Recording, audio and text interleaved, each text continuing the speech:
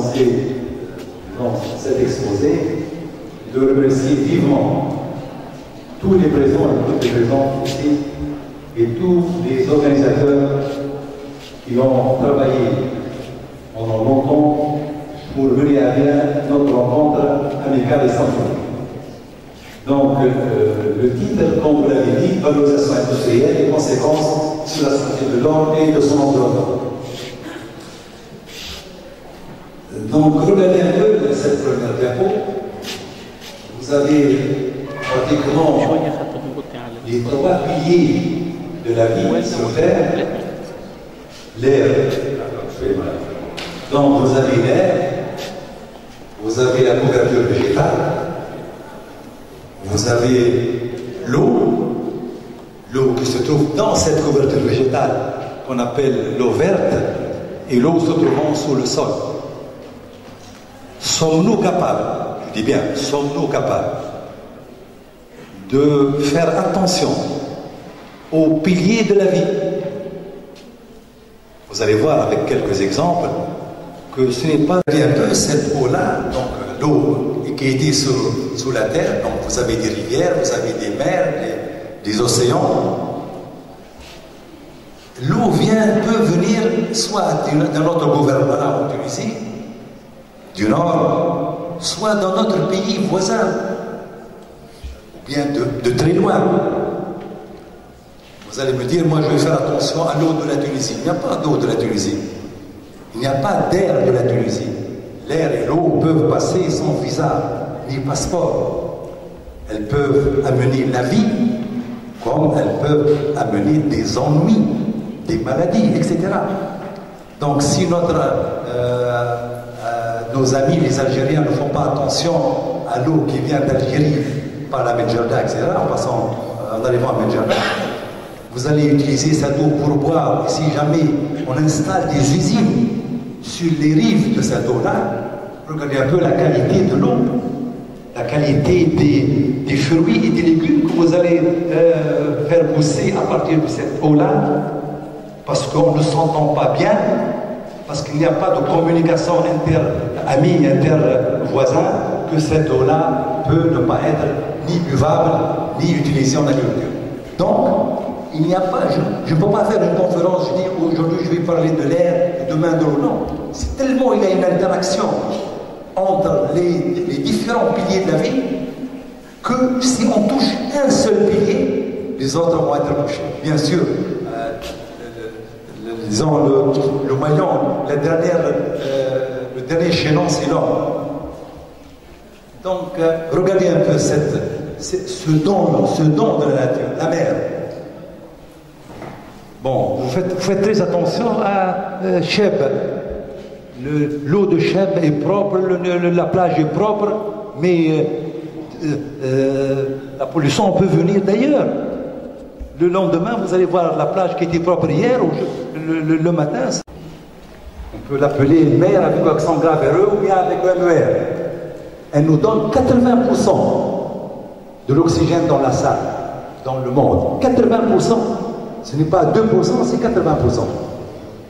Par la photosynthèse, je vais vous donner au moins une diapo dans ce sens-là. Si on ne fait pas attention à ce pilier de la vie, l'eau, eh bien, nous allons payer la facture très chère.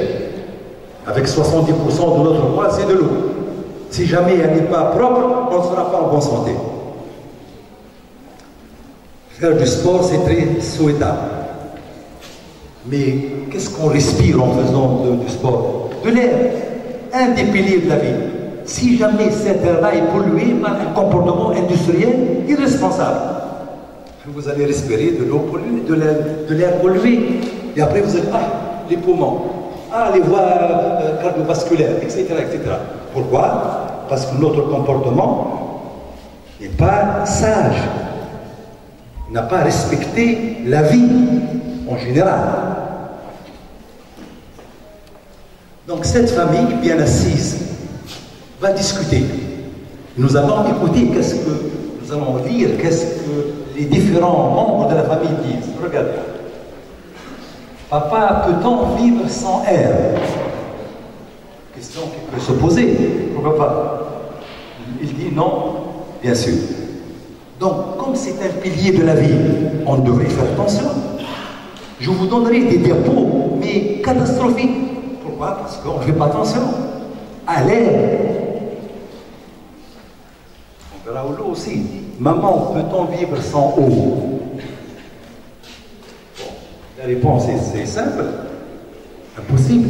Et comme c'est impossible, on doit faire attention à la qualité de l'eau. Je vous donnerai des schémas. On ne dirait pas que des gens sages qui sont à côté de l'eau. Bon, papa, peut-on vivre sur une terre morte, sans plantes, sans animaux, sans mer et sans océan? Bien sûr, lorsque vous allez polluer un milieu aqueux jusqu'à la mort de toutes les espèces, eh bien c'est une mer morte. Il n'y aura pas de vie. Et ça se répercute sur notre vie quotidienne, sur notre alimentation, etc. Impensable. Donc la mère dit impensable. Bon, mes enfants, tous les habitants de la terre doivent veiller à la bonne santé de ces trois piliers de la vie sur terre. Pourtant, ce sont des phrases simples, un comportement simple, vital, un comportement vital. Eh bien, vous allez voir, avec des exemples à la main, que ce soit dans le monde ou en Tunisie, on ne respecte pas ça. Et après, on dit pourquoi la queue devant le pneumologue, et ça mange de tous les jours. Si l'air est malade, l'eau sera malade. Je vous donnerai des exemples. Si l'eau est malade, la terre sera malade. Et bien sûr, la santé des habitants de la terre, y compris l'homme. L'homme et la femme. L'homme avec grand H. C'est homme. Donc, importance de l'air. Composition naturelle de l'air, regardez, j'ai mis deux composants les plus importants, l'azote et l'oxygène. Il y en a 18 encore. Regardez les 18 encore. Regardez comment c'est bien fait. La quantité de ces 18 autres sont tellement petites qu'elles sont adaptées à notre vie normale. Adaptées. Par exemple, tout ce qui est en nous, ce sont les gaz rares.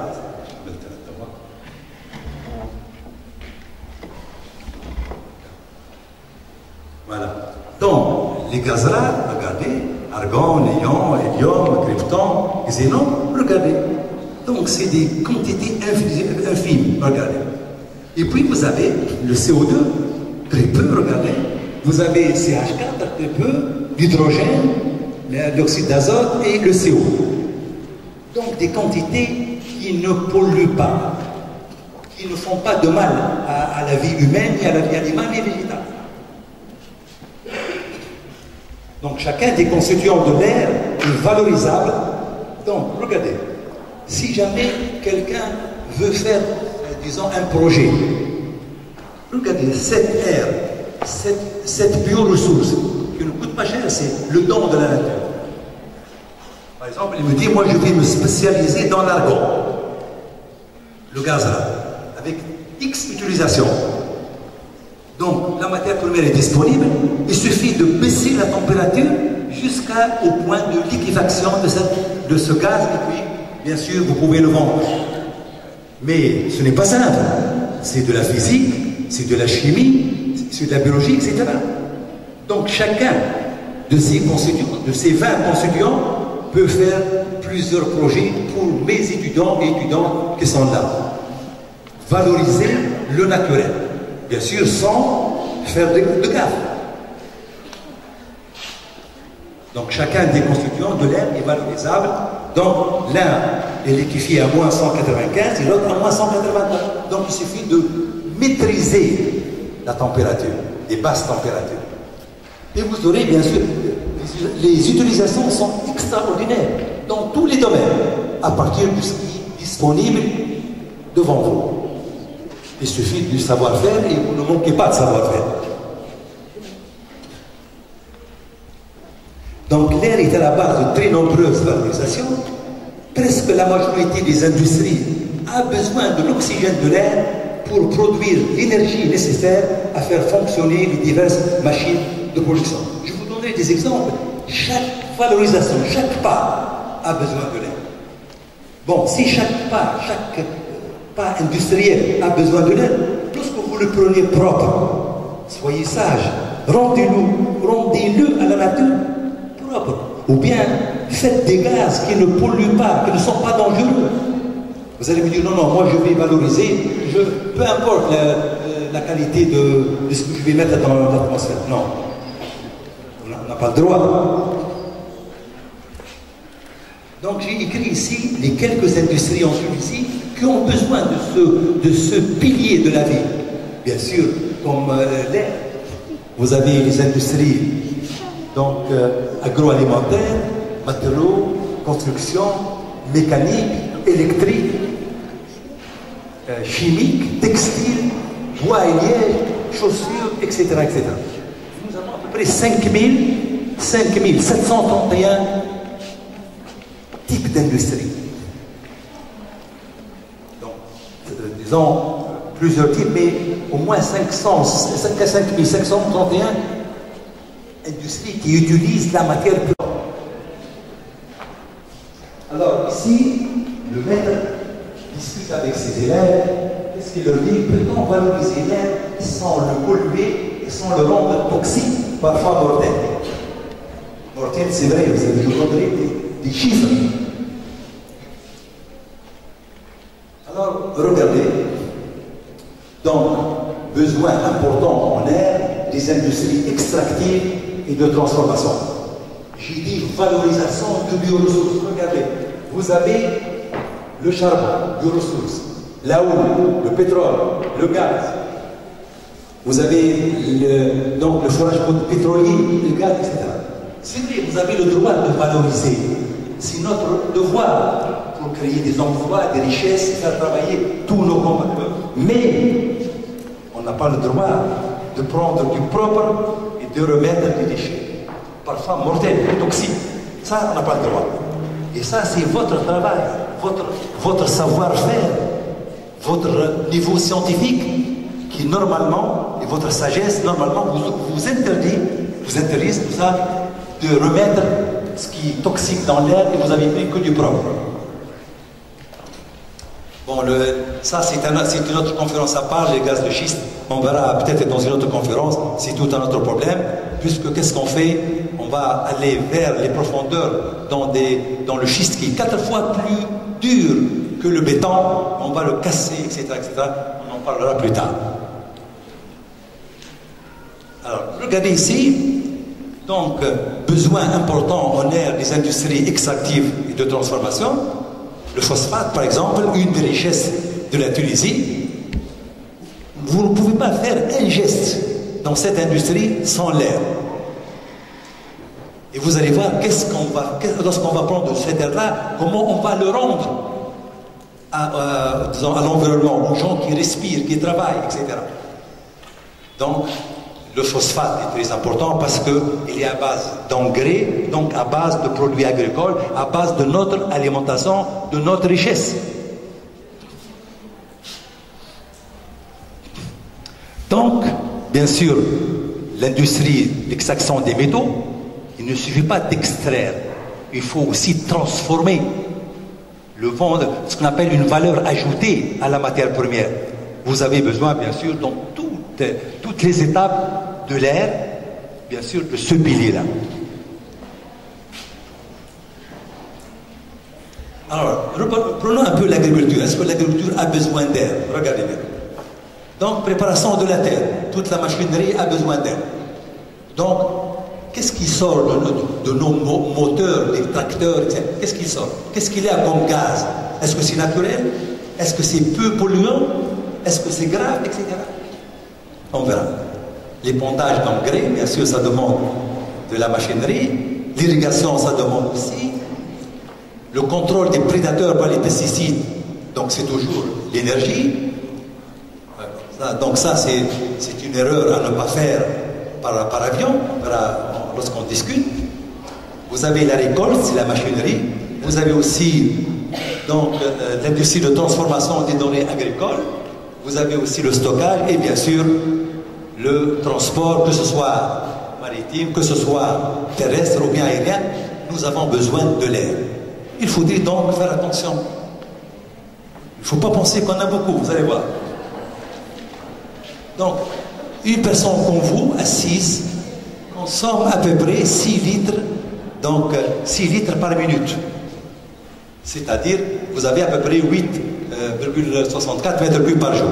Donc, un étudiant, une étudiante assise comme ça. Donc, c'est déjà beaucoup. Lorsque vous marchez seulement, c'est multiplié par 2. Donc, vous avez à peu près 12 litres par minute pour quelqu'un qui marche. Je ne dis pas, il n'est pas en train de courir. Donc, c'est déjà un grand besoin. Et il faut que cet air-là soit propre. Je ne demande pas beaucoup de choses. Regardez un peu. Lorsqu'on fait un peu de sport, ça monte à combien? À 120 à 200 litres par minute. Donc, si jamais cet air-là respirable n'est pas propre, imaginez un peu qu'est-ce qu'on court comme danger. Regardez encore, on va jusqu'à 250 à 300 litres par minute pour les rameurs. Donc, en quelque sorte, si on défend notre air, on défend la santé, notre santé et la santé de des générations futures. Ah, les voitures. Alors, une voiture consomme à peu près 1500 litres d'air par minute. 1500 litres d'air par minute. Un litre d'essence nécessite pour sa combustion 10 000 litres d'air à peu près, donc 10 mètres cubes dans un moteur de voiture. Un litre seulement, lorsqu'on fait 100 km, parfois c'est 10 litres. Alors regardez encore, un avion, décollage, elle consomme 44 millions pratiquement de litres au décollage. L'atterrissage, c'est 2 millions de litres d'air. Donc, une très grande consommation, ça dépend de notre activité, notre valorisation, donc on doit faire très attention. Ah, bien sûr, vous allez me dire, mais monsieur, d'où vient l'oxygène de l'air? On a besoin d'oxygène. Ça vient de la couverture végétale. Quel est l'effort fait par chaque municipalité pour les espaces verts? Parfois zéro. Un petit espace vert qu'on laisse, tout de suite une maison est construite dans cet espace vert. Donc, plus il y a d'espaces verts, plus il y a d'arbres, plus il y a renouvellement de l'oxygène qu'on a consommé. C'est-à-dire vous avez un air propre. Mais si vous dites non, moi, les espaces verts, je n'en ai pas besoin parce que je veux construire, imaginez un peu la qualité de l'air qu'on respire et les conséquences.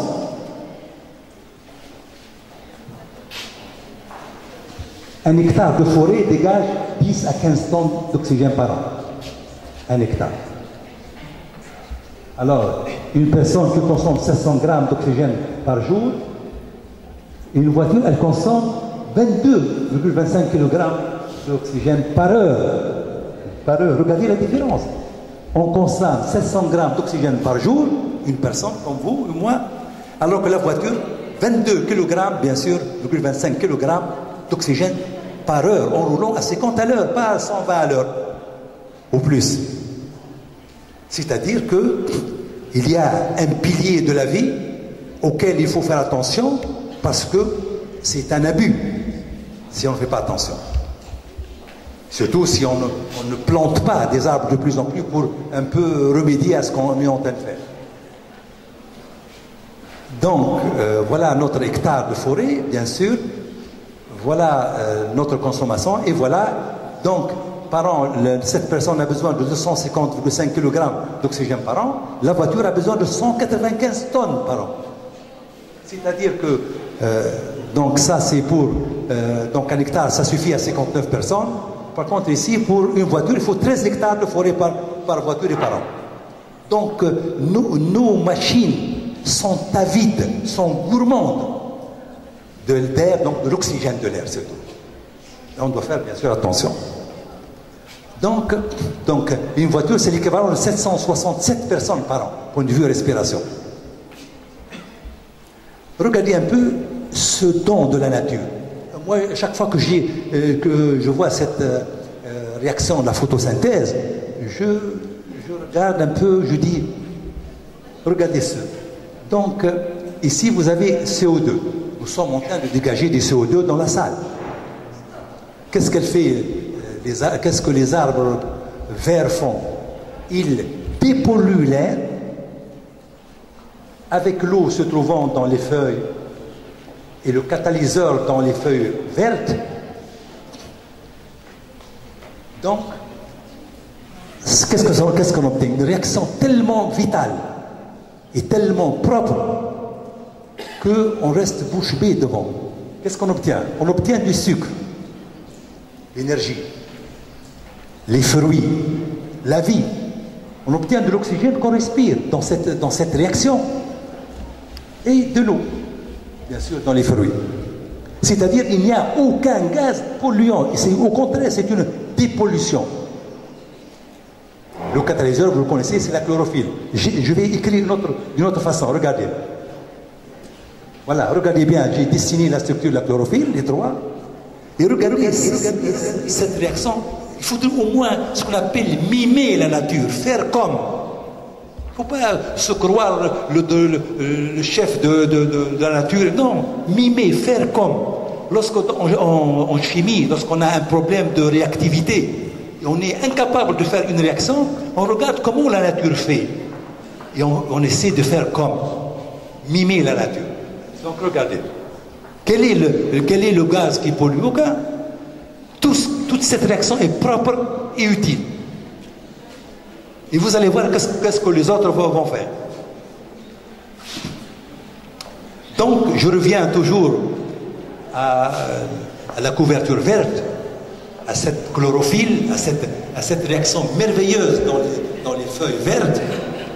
Et j'ai écrit ici, il faudrait 170 mètres carrés de forêt par personne dans une municipalité. Le nombre de personnes Cheb égale X, et il me faudrait pour chaque personne 170 mètres carrés de couverture végétale, de couverture verte. Est-ce qu'on l'a? Je ne sais pas. Pas moins, pour respirer normalement. Bon, une autre discussion. Vous avez les jeunes dans un jardin qui discutent. Qu'est-ce qu'ils disent? Ils disent que protéger les plantes terrestres et marines, c'est protéger la santé de l'air, donc celle des poumons. Regardez l'interaction intime entre les différents piliers de la vie. L'air est malade, nous sommes malades. L'air est malade, l'eau est malade. Vous allez voir, je vous donne des exemples. Donc, on a intérêt, il n'y a pas l'air de Cheb ou l'eau de Cheb, non, pas du tout. Je peux vous montrer que lorsque je mets un produit dans un puits à Cheb, il va sortir à Mahdiya ou bien à Monastir. Il suffit de mettre un colorant, on le détecte à 30 ou 100 km. Il passe dans les couloirs, donc dans le nappe phréatique et dans l'écoulement des eaux, etc. Donc il n'y a pas de frontières, il n'y a pas d'environnement de Cheb. Il y a un environnement mondial. Bien sûr, Cheb, si on commence à faire attention ici, et les autres, chacun fait attention, la main dans la main, on protège notre air et notre eau. Vous allez me dire, mais monsieur, moi, je protège à la limite l'eau de Tunisie, peu importe l'Algérie ou la Libye ou bien la France. Non, pas du tout. Je vous donnerai des exemples de ce qu'on appelle l'eau virtuelle. Vous exportez, par exemple, des oranges. L'eau dans les oranges, on appelle l'eau virtuelle. Vous vendez de l'eau au pays qui achète vos oranges. Et si jamais l'eau n'est pas propre dans cette orange, ou bien vous emportez de la viande, ou bien, etc. Donc il n'y a pas de frontières. On doit faire attention dans tout point du monde à notre eau et notre air, etc. Pas de limite.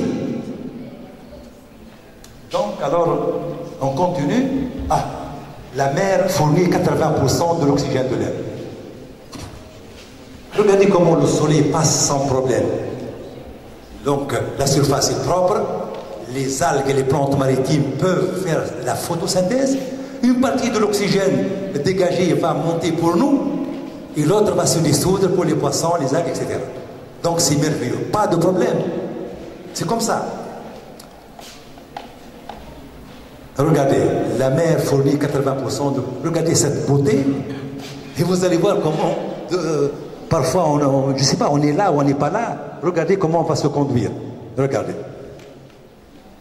Donc, entre les deux images qu'on vient de voir et celle-ci, c'est catastrophique, regardez. Parce que je n'ai pas le temps. J'ai X voyages à faire, mais regardez un peu, le moteur ne fonctionne pas bien. Regardez un peu, la coque est presque fissurée. Faites d'abord, disons, l'entretien et après vous faites votre voyage, même si on retarde. Non, non, j'ai pas le temps. Je dois arriver, regardez.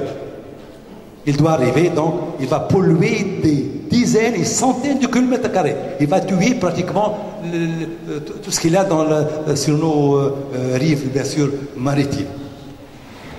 Donc, naufrage en mer de Jaune de Chine, etc. 2010. Le soufre est un constituant naturel de ces bioressources. Notre technologie peut être bonne, mais notre comportement, parfois, hâté de vendre, d'exporter, etc., on ne fait pas attention. Parce qu'on peut avoir un gaz comme ce produit, on ne le met pas dans l'air, on le récupère, ou bien on le désactive, on le transforme pour éviter, bien sûr, de rendre les gens malades. Donc, le soufre,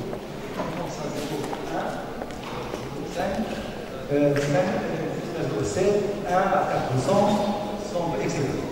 Donc, chacune de ces sources, bioressources, a de l'oxyde de soufre. Qu'est-ce qui va se passer? Donc, la combustion, que ce soit dans les moteurs de voiture ou bien dans les moteurs d'énergie, va faire naître un gaz toxique, on appelle le dioxyde de soufre, SO2. Regardez, il est là, SO2, gaz très toxique. Bien sûr, lorsqu'on habite à côté d'une usine qui dégage ça, qu'est-ce qu'on va respirer? On va respirer ce gaz. Avec le temps, on va tomber malade. Pour vous donner une idée, j'ai travaillé avec ce gaz dans des tubes très souples, de caoutchouc très souple. À la fin de l'opération, vous pouvez casser, le tube devient hydrocyclique soufré. Il dégage, bien sûr, ça se trouve dans le pétrole, dans le bois, dans le fuel, etc., etc. D'autres sont donc des sulfure, etc., donc des composés soufrés, sulfate de diméthyle. Donc, sachant qu'il y a ces composés et sachant qu'ils sont toxiques, on ne doit pas se taire. On ne doit pas faire comme s'il n'y a pas de problème. Ça sera irresponsable. SO2, gaz de toxique. Alors, regardez un peu. Ça se complique. J'ai mis à gauche ce que la nature nous a donné, le bon Dieu. Et à droite, ce que nos compatriotes nous ont donné. Regardez. Celui-là, au droit, l'ozone. L'ozone ne se trouve pas dans l'air. Il n'y a pas d'ozone dans l'air pour respirer. Donc on va le mettre dans l'air. Par nos activités scientifiques, industrielles. Je vais vous montrer comment. Après, il y a le monoxyde de carbone. Le monoxyde de carbone, il y a une très très très faible quantité. On va la mettre par tonne dans l'air. Après, vous avez des composés azotés, des composés soufrés, les poussières métalliques, le fluor, l'acide chlorhydrique, NH3 et CFC. Donc, ce sont des gaz non naturels. La majorité, sauf le CO2, en très petite quantité. Des gaz non naturels extrêmement toxiques. Je vous donnerai des chiffres par tonne. Est-ce qu'on a le droit de faire ça? Non. On a le droit de travailler, de valoriser et de dépolluer ce qu'on va faire, mettre dans l'air, le dépolluer, ne mettre que de bonnes choses. Et ça, ce n'est pas évident. Alors, regardez, qu'est-ce que j'ai dit? Je vais traiter un gaz, le dioxyde de soufre. Je vais vous montrer comment, parfois, en ignorant la santé, même sa propre santé, ça va donner des résultats terribles. Regardez.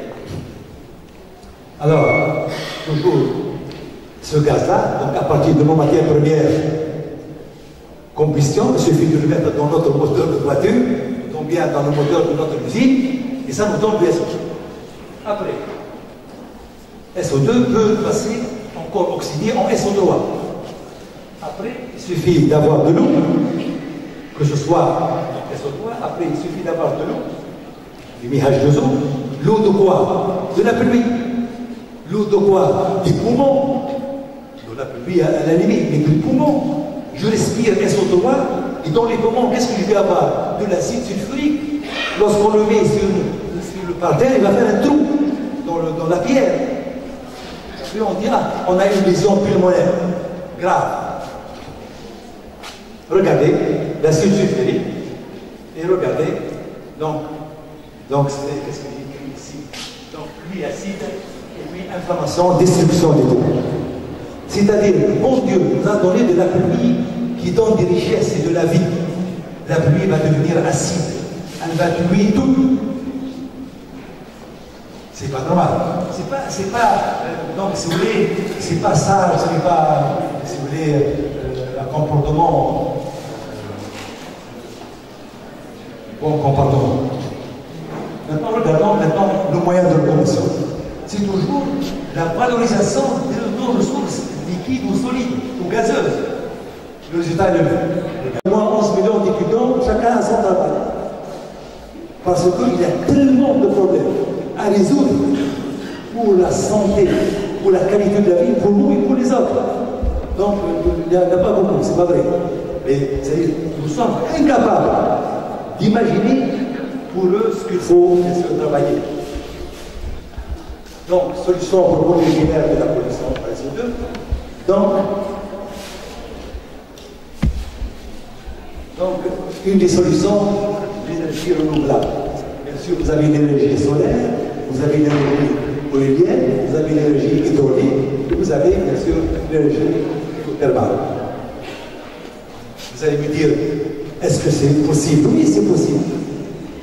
Il suffit de travailler, parce que parfois, les grandes nations ne veulent pas aller dans ce sens-là, parce qu'ils veulent d'abord profiter des deux ressources, du diamant, etc., et après on verra. Mais je suis sûr que le premier pays où il y a le soleil, c'est les États-Unis. Pourtant, il n'a pas besoin pour le moment du soleil. Donc, il faudrait essayer d'aller vers les énergies renouvelables, durables, non polluantes, etc. Ou bien, bon, si ce n'est pas possible, il y a d'autres choses. La désulfuration avant usage des combustibles soufrés. J'enlève le mal dès le départ. Solide, liquide ou gazeux réduit sensiblement la pollution par deux et les plus acides. Vous allez me dire, c'est vrai, on peut désulfurer avant d'utiliser ces deux ressources pour ne pas polluer l'air par la suite. Oui. Regardez. Je donne un exemple pour vous montrer que parfois le gaz, soi-disant qui contient un peu de soufre, parfois il contient des quantités faramineuses. Et surtout, il ne faut pas l'importer. Regardez, ce gaz-là, qu'est-ce qu'il contient?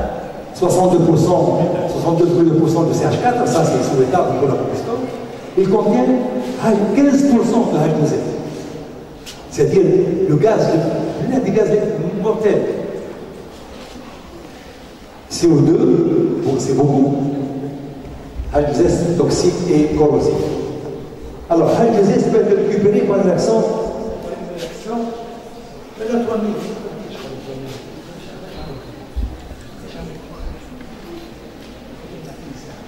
Je n'ai même pas commencé là. Elle me dit 3 minutes, je n'ai même pas commencé. Donc, alors qu'est-ce que j'ai fait? J'arrête. Donc, si vous voulez, bon, comme il ne me reste que 3 minutes, je vais passer à la conclusion. Regardez, je vais passer à la conclusion. Parce que j'ai demandé 1 heure. Elle m'a dit 45 minutes. Là, je vais pas. Je continue. Donc, alors. Regardez un peu ce gaz-là, c'est un gaz toxique. Il ne faut pas l'importer parce qu'il ne coûte pas cher. Donc, si nos amis biologistes et nos amis chimistes, la main dans la main, parce que ce sont des sujets pluridisciplinaires, mon problème c'est H2S. Regardez la solution. Donc, j'ai une base, ça c'est l'organique, un produit minéral, les deux réagissent, réaction acide-base, je récupère un sel et puis soluble dans l'eau, comme ça j'enlève le soufre de ma matière première avant la combustion. Et comme ça, les habitants de la région vont respirer de l'air sans SO2 et leur poumon va rester en bonne santé. Donc j'ai une autre réaction, regardez. Toujours la main dans la main, chimiste et biologiste, les composés carbonylés avec le composé toxique, on va arriver à un produit qu'on appelle l'éthoacétal qui est valorisable et qui permet de résoudre ce problème. Après, si vous avez des questions à me poser, je vous expliquerai le mécanisme. Donc, regardez, les États-Unis, désulfuration et production de soufre, protection de l'environnement et de la santé. Aux États-Unis, regardez, 9 millions, je dis bien 9 millions. 9 millions de tonnes de soufre produits, bien sûr, aux États-Unis par désulfuration. C'est-à-dire qu'ils protègent leur environnement. Il ne faut pas, comme ça, brûler les matières à base d'énergie avec le non, pas du tout. Et en plus, ils enlèvent le soufre. Donc ça ne pollue pas. Ils vendent le soufre à la Tunisie pour préparer la sulfure. Alors qu'on peut le faire en Tunisie. Regardez. Donc 7 millions, donc 9 millions de tonnes de soufre produits aux États-Unis en 2007. Et vous avez 7 millions à partir du pétrole et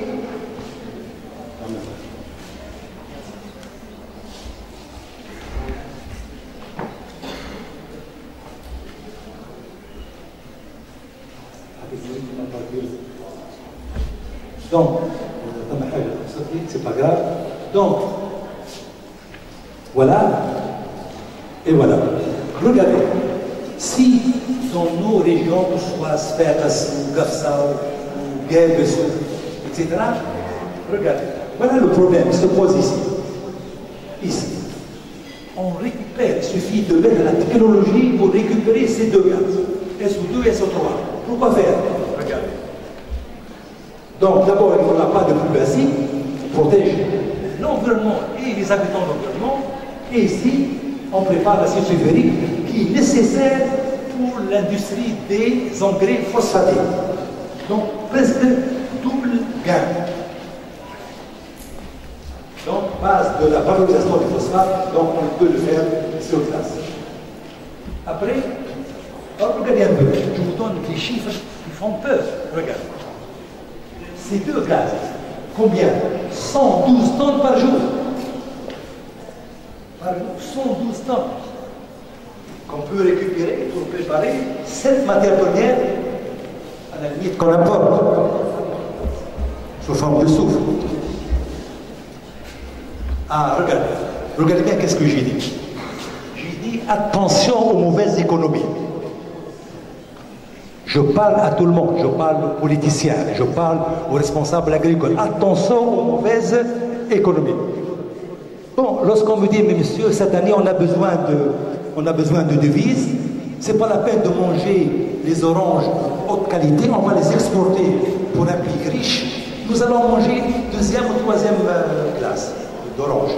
Bon, j'ai dit, c'est pas le problème, je mangerai troisième donc glace d'orange et exporter les bons oranges et prenons des devises pour acheter des médicaments, etc. C'est bon, pas de problème. C'est pas une mauvaise économie. Vous allez me dire, les dates cette année, vous allez manger la deuxième qualité. On va l'exporter pour les deux. Pas de problème. Mais, vous me dites, mon pétrole, il est pauvre en soufre, donc il n'est pas polluant. Je vais l'exporter parce qu'il coûte cher. Je vais importer un mauvais pétrole chargé de soufre qui va polluer l'air. Je dis, ah, ça, je ne suis pas d'accord. Excusez-moi, c'est de la gestion qui n'est pas sage. C'est ce que j'ai dit ici. Exemple.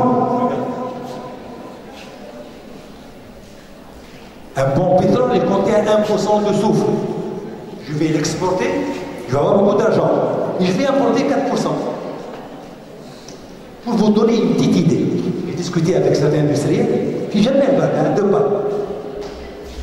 La petite usine de briqueterie à Saint-Amand, elle consomme 4 milliards de millilitres par an de pétrole de ce type-là. Imaginez la santé des gens. Que ce soit tout de suite ou bientôt avec après le temps.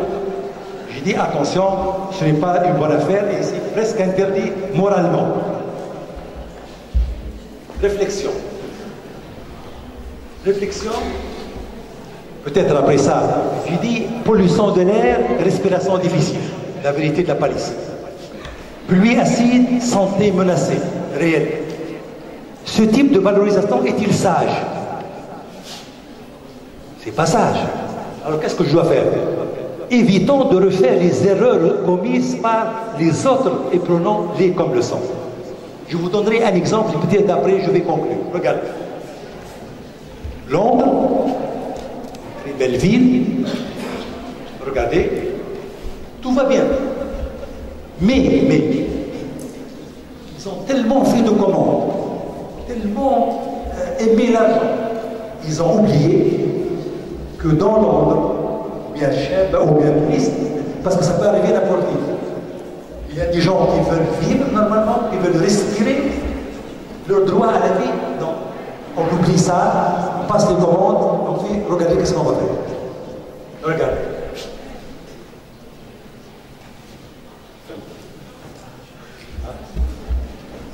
Le chat.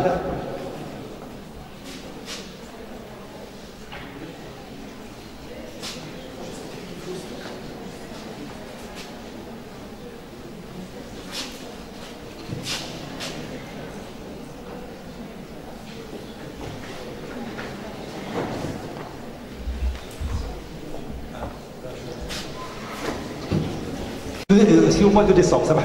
Smog de Londres, 0,59, c'était au mois de décembre. Les gens ont froid, donc les cheminées, les voitures, les usines qui donnent l'électricité, etc. Et qu'est-ce qui se passe? Le SO2, le SO3 dans l'air de Londres, l'humidité, et les gens vont respirer quoi? Vont respirer de l'air pollué par la matière avant l'acide sulfurique. Eh bien, regardez un peu. Un anticyclone s'installe sans un souffle de vent sur la ville de Londres. Inversion de la température. Normalement, la température augmente. Lorsque l'altitude augmente, la température diminue. L'inverse. Ce qui s'est passé, c'est l'altitude augmente et la température augmente. Et puis, l'air froid s'est pris au piège sous un couvercle d'air chaud. Ça peut arriver à n'importe quelle ville, que ce soit Sfax, Nice, Londres, Paris, etc. Donc, parce que les scientifiques, les industriels, les responsables ont ignoré la vie.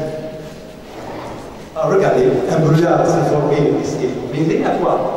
À la fumée des cheminées des maisons et des usines, aux particules émises par ces dernières et par les chapeaux de voitures et d'autres produits polluants par les odeurs. Un smog persistant s'est formé, il a recouvert toute la ville d'une épaisse couverture jaune, et puis l'absence d'un souffle de vent a entraîné une concentration très dangereuse et sans précédent d'agents polluants. Résultat, conséquence, 12 000 morts en 4 jours. Est-ce que c'est permis ça? 4 ou 5 jours, 12 000 morts dans l'intérieur de la ville, de cette grande ville Londres. Et puis, combien il y a encore après? 100 000 personnes hospitalisées. Est-ce qu'on a le droit de faire ça? Et pourtant, c'est simple. On sait que les règles sont connues et les résultats sont connus. Mais l'argent, c'est pas savoir. Bon, donc, je ne vais pas parler maintenant, il y a d'autres choses à discuter. Je vais passer à la conclusion. Et vous allez voir, je ne vais pas résumer un petit peu les choses. Voilà, je vais aller un peu plus loin. Voilà.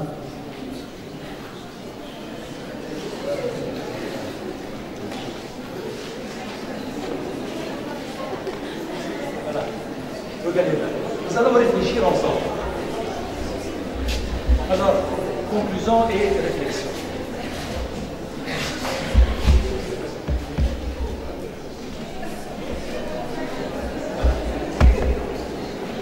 Alors, regardez, ça va être une discussion toujours entre le professeur et l'élève et ses étudiants, et ses élèves. Regardez, mes enfants, votre attention s'il vous plaît.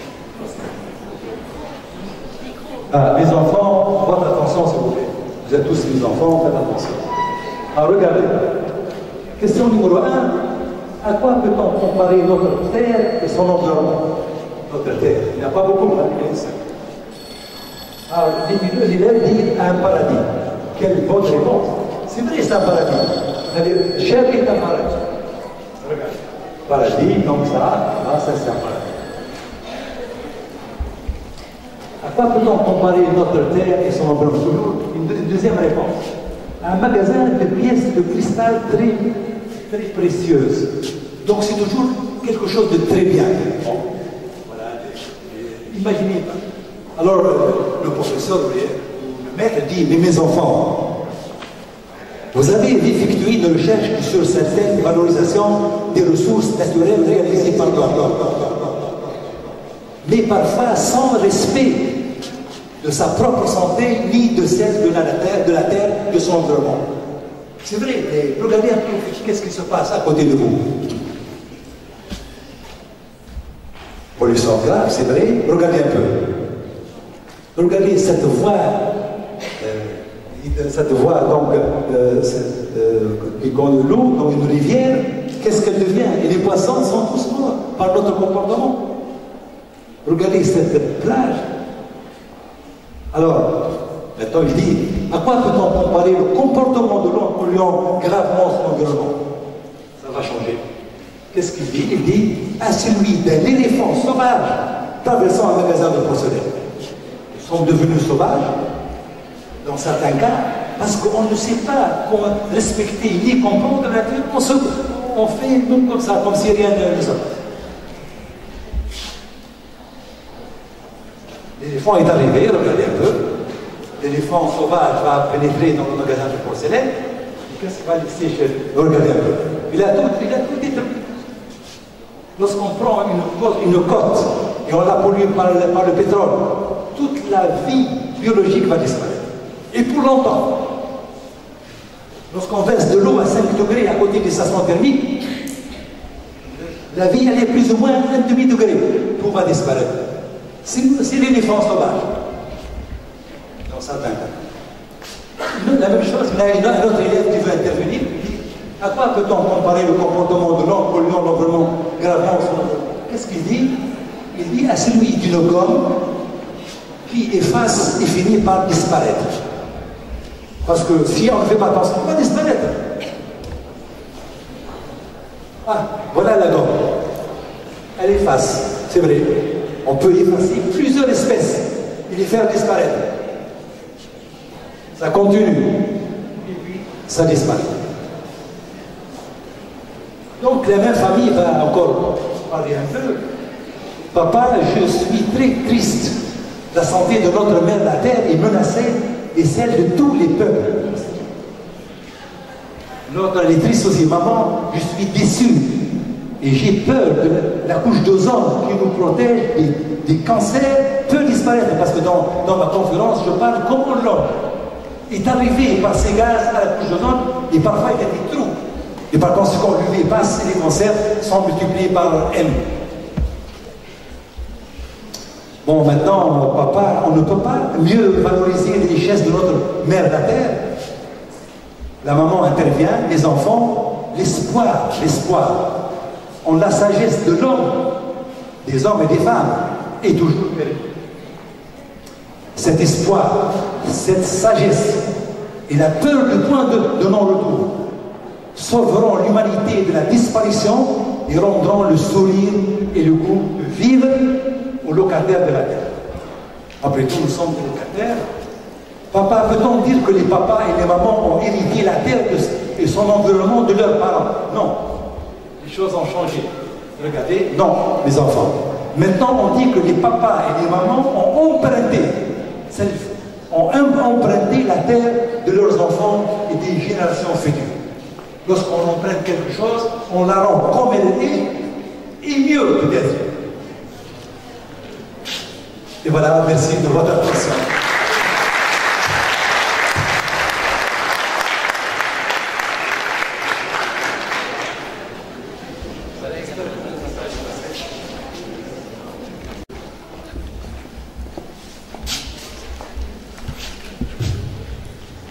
Merci, monsieur le Président. Je vois bien que le responsable soit les personnes, soit les associations, soit l'État. Et plus précisément l'État, c'est-à-dire la décision politique de l'État. Nous voyons que les laboratoires de recherche, par exemple, proposent plusieurs méthodes de purification de l'air, purification des eaux et ainsi de suite. Ils le proposent à l'industrie, mais on voit bien que l'industrie, il dégage tout ça. Il dit que le plus intéressant, le plus important pour l'industrie, c'est de gagner de l'argent. Donc, sans voir les solutions que proposent les laboratoires de recherche qui peuvent coûter de l'argent. Donc, même le ministère de l'Environnement, on voit rien ici. On voit pas le ministère de l'Environnement en Tunisie. Donc, on ne connaît pas qu'est-ce qu'elle fait précisément. Donc, on voit chaque jour des dépassements de l'industrie, des dépassements des responsables, par exemple, de l'agriculture, comme l'a déjà dit dans le Sahel. Donc, sans aucune intervention du ministère de l'Environnement. Donc, dans ce cas, je vois bien que les associations, donc, ils ont un rôle très intéressant dans ces cas pour défendre et chercher des solutions pour ces dépassements. Voilà. Merci pour votre question.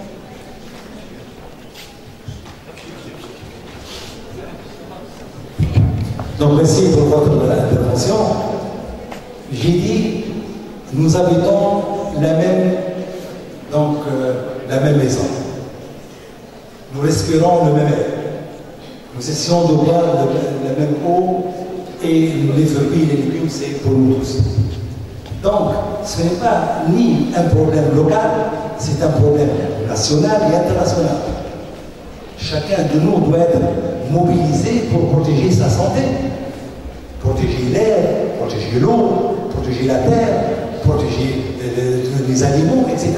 Donc, normalement, la main dans la main, à tous les niveaux, hein, le niveau politique, le niveau scientifique, le niveau associatif, etc.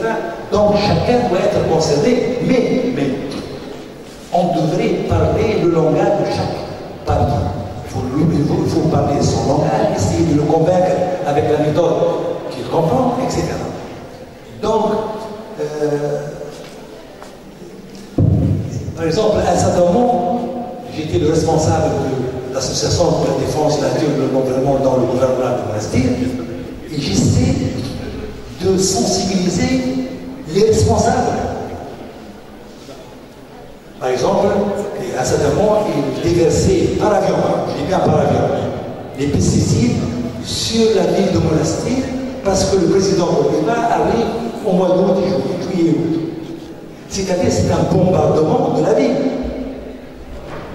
Il est arrivé que 4 personnes sont mortes dans la même famille le même jour. Parce qu'on mettait le hamsa, le couscous, on mettait les tomates sur le toit et l'avion, bien sûr, a déversé sur les arbres fruitiers, etc. Et alors, on est arrivé à interdire ça.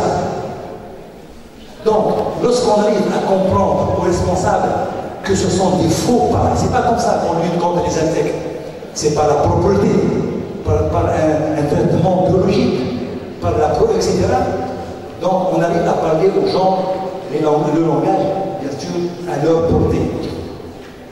Et je pense qu'il suffit donc de mettre la main de la main avec tous les intervenants sans aucun problème, parce que l'industriel vous le dit, monsieur, cet insecticide est interdit, la dose est très élevée. Bon, il n'est pas concerné. Mais vous allez voir que lorsque votre femme va manger, vos enfants vont manger, ce produit-là, l'hypophyte, parce que dans les graisses, vous allez le trouver dans le lait de votre femme qui va allaiter son bébé. Il va s'étonner comment? Bien sûr, par la chaîne alimentaire. Et c'est vrai, on a analysé le lait de la mère en Tunisie, il avait de l'acidité, des albés, etc., et des pesticides. Cela veut dire que même si on est très riche, on est le PDG, etc., on va subir et on va payer la facture. Donc, voilà comment on peut arriver à convaincre les gens en leur donnant des exemples nets et palpables. Voilà, donc à peu près j'ai répondu à ça. Oui. Étudiante en deuxième année cycle ingénieur à l'INAD, génie halieutique et environnement. Alors ma question c'est, est-il possible maintenant de passer de l'échelle des expériences en laboratoire pour pouvoir résoudre des problèmes environnementaux comme la désulfurisation des gaz émis par les industries, à l'échelle, si on peut essayer de le faire concrètement, avoir des subventions des organismes internationaux et tout, pour pouvoir pratiquer concrètement, on prend une usine, on fait l'expérience pendant une période donnée pour avoir des résultats concrets, pour pouvoir convaincre le gouvernement de procéder à ce genre de remède. Donc les étudiantes sont capables de résoudre les problèmes à condition de leur donner les moyens pour le faire. Mais ce qui se passe, c'est qu'on est toujours pressé. Je veux produire et vendre, et gagner. Rien que je n'ai pas parlé des gaz qui détruisent la couche d'ozone. J'ai démontré dans la conférence que préparer, c'est très simple. Je prépare en une semaine tout ce qu'il faut. Est-ce que j'ai pris le temps de voir la toxicité aiguë, la toxicité chronique, etc. Non, non, j'ai pas le temps. J'ai juste le temps pour gagner.